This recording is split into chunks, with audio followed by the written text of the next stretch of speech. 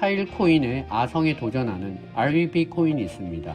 RVB 코인도 파일 코인과 같은 APFS 기술을 사용합니다. RVB의 차이점은 한 번 결제를 하면 저장을 평생 할 수 있다는 것입니다. 파일 코인의 경우 서비스 기간이 지나면 저장을 보장하지 않습니다. NFT의 특성상 임시적으로 필요할 때만 데이터를 저장하는 것이 아니라 소유의 개념이기 때문에 평생 저장을 할 수 있다는 것은 저장 기술로서 메리트가 될 수 있겠다는 생각이 듭니다. 그래서 처음 데이터를 저장할 때는 RVB가 파일 코인보다 비싸지만 시간이 흐를수록 RVB는 돈을 안 내도 되니까 가성비가 점점 좋아지는 구조입니다. 이런 비즈니스 특성으로 RVB는 수익률이 높습니다. RVB 분기별 수익은 약 26만 달러로 약 12만 달러의 파일 코인보다 2배나 많습니다. 데이터 저장량의 차이가 현재 약 25배 정도 차이가 나는데 수익은 RVB가 파일 코인보다 오히려 2배가 더 많습니다. 암호화폐 코인의 가격이 결국 주식처럼 비즈니스의 수익률에 따라갈 것이라고 생각한다면 파일 코인보다는 RVB가 더 유망하다고도 볼 수 있습니다. RVB는 솔라나와 협력 체계를 가지고 있습니다.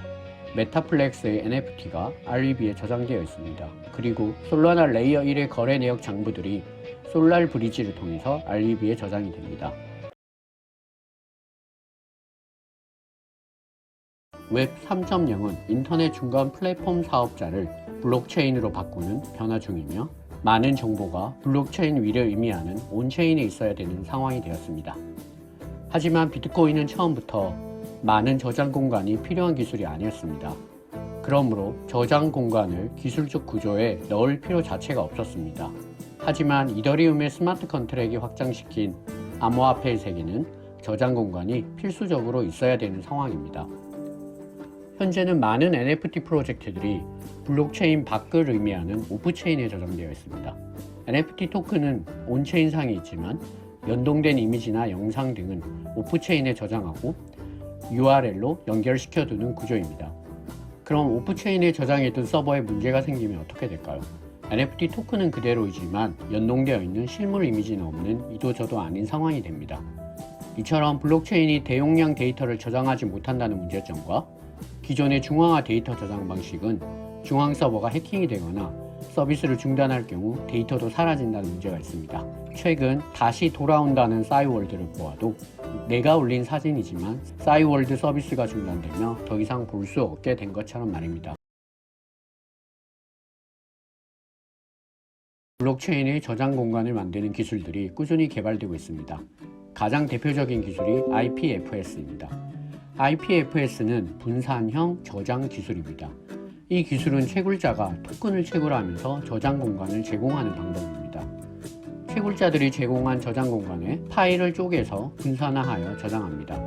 이렇게 파일을 쪼갤 때 각 파일에 암호화 해시 함수를 걸어두어 데이터의 내용은 보안을 유지하며 저장하면서 나중에 다시 하나의 파일로 찾아서 출력할 수 있게끔 해줍니다. 이런 기술로 인해 블록체인에 저장된 파일은 암호화 보안성을 가지며 체인이 멈추지 않는 이상 한두 개의 노드가 꺼진다고 하여도 안전하게 보관이 됩니다. 그리고 채굴자는 본인의 저장 공간을 대여함으로써 경제적 이익을 얻을 수 있기 때문에 사회적 경제의 선순환의 측면도 가집니다.